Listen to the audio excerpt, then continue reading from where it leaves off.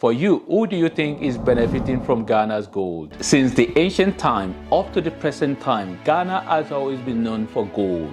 Ghana's mining sector predates the colonial era. Historically, Ghana was known as the Gold Coast. Ghana is Africa's largest gold producer. It overtook South Africa in 2019 with 4.8 million ounces in output. In fact, the first set of Europeans to arrive in Africa, when they arrived around the area of the present-day Ghana, they found out that there was so much gold that had been traded already in the area. That was the exact reason why the European at that time was calling the area Gold Coast. Gold by far is the most commercially exploited mineral in Ghana. Gold accounts for about 95% of the country's mineral revenue. Other commercially exploited minerals in Ghana are manganese, bauxite, and diamond. The country is also endowed with deposits of iron ore, limestone, columbite, tantalite, phosphate, quartz, and salt, and there are also mineral deposits of ilmenite, manganese, and rutile. In 2018, Ghana discovered commercial quantities of lithium. Before 1980s, generally the mining industry of Ghana has always been owned by the government. But starting in the 1980s, Ghana moved toward privatization and state diversification, including by attracting foreign investors. Some of the major mining industry in Ghana are Newmont Gold Corp, American, as well as Chinese, Canadian, South African, and Australian companies. So what usually happens is that the government will grant license to private entities for them to be able to mine the minerals in Ghana. So the government will usually have some percentage equity interest in the mineral operations. The government can increase its participation in mineral operations by agreement with the investors. What you end up to have is that the big mining company will usually be the foreign company because they usually have a lot of capital to invest in equipment and all the operation that they need for mining. And the small-scale mining operation will usually be reserved exclusively to Ghanaians. One of the salty of Ghana's gold mining industry is something called galamsey, and this really has to do with illegal mining. And through this process of illegal mining, a lot of people have lost their life. Government definitely they are doing their best to be able to crack down on illegal mining. Realizing the importance of gold mining in the country, in 1989, 3 laws were passed which allowed the Ghanaians above the age of 18 years to engage in small-scale mining operations, as well as to purchase and use mercury required for their operations. The law passed were the Small-Scale Gold Mining Law, the Mercury Law, and the Precious Minerals Marketing Corporation Law. Licenses were granted on conditions such as the licensee can only mine inside a confined space of 25 acres. In economics, there's a term called trickle-down effect, and trickle-down effect really, if I have to explain it as relates to Ghana's gold, it really has to do with the fact that there are all these massive big companies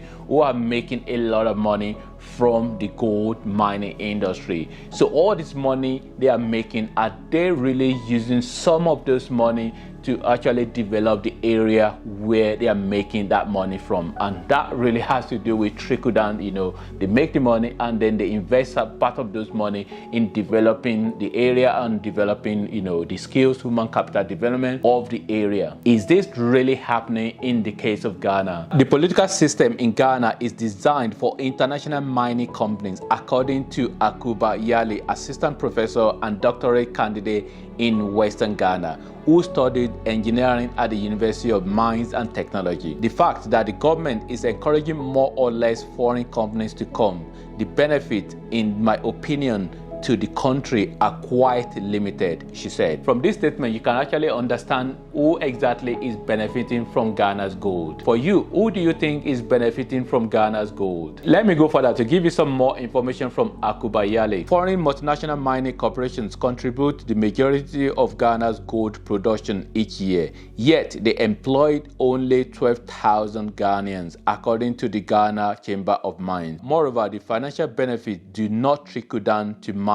communities fairly in comparison to the opportunity cost, says Yali. Here you go, trickle-down effect. Maybe this international company, they need to do a bit more in developing the communities where they are extracting these minerals from. The total export revenue of unrefined gold from multinational mining corporations in Ghana was over $5 billion in 2021. Only 25.7 million of the revenue was invested back into host communities. This is the case of an agreement whereby whereby you have a certain percentage of revenue to be used to develop the community where mineral has been extracted from. But some of the things that usually happen in these cases tend to be a case whereby, there isn't really a legal, document that actually bind them. So it might just be an agreement that isn't really binded by law. I mean, I'm not really sure about what sort of agreement is done in terms of what percentage is required to development for the development of the community where mineral has been extracted from. All they have stated here is that they haven't used up to the percentage that is promised to be used to develop the area where mineral has been extracted from. Since 1990, gold production in Ghana has increased almost sevenfold, but the operating climate has benefited the international mining industry